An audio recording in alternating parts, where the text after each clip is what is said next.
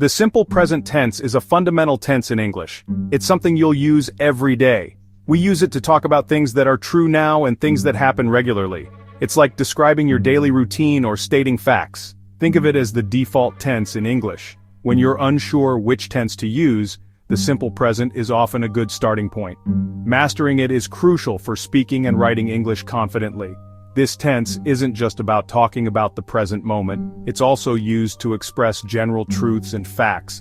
For example, the Earth revolves around the sun is in the simple present tense because it's a scientific fact. By understanding the simple present tense, you'll be able to express yourself clearly and accurately in various situations. It's the foundation for building fluency in English.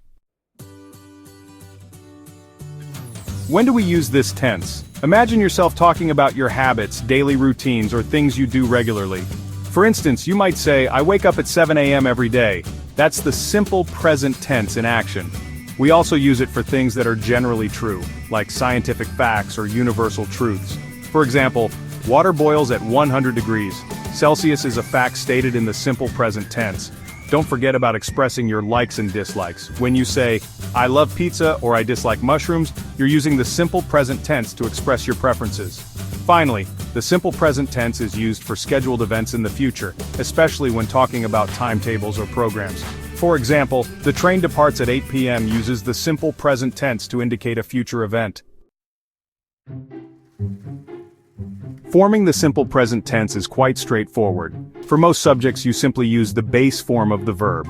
For instance, I eat, you sleep, they play. However, there's a slight change for the third person singular, he, she, it.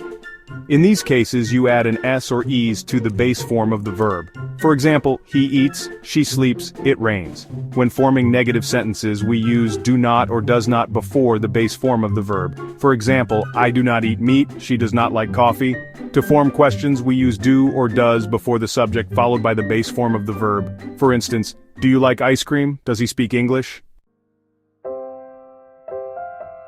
Remember the s or es rule for third-person singular. A common mistake is forgetting to add this ending. Pay attention to the subject of the sentence to avoid this error. Practice makes perfect. The more you use the simple present tense in your speaking and writing, the more natural it will become.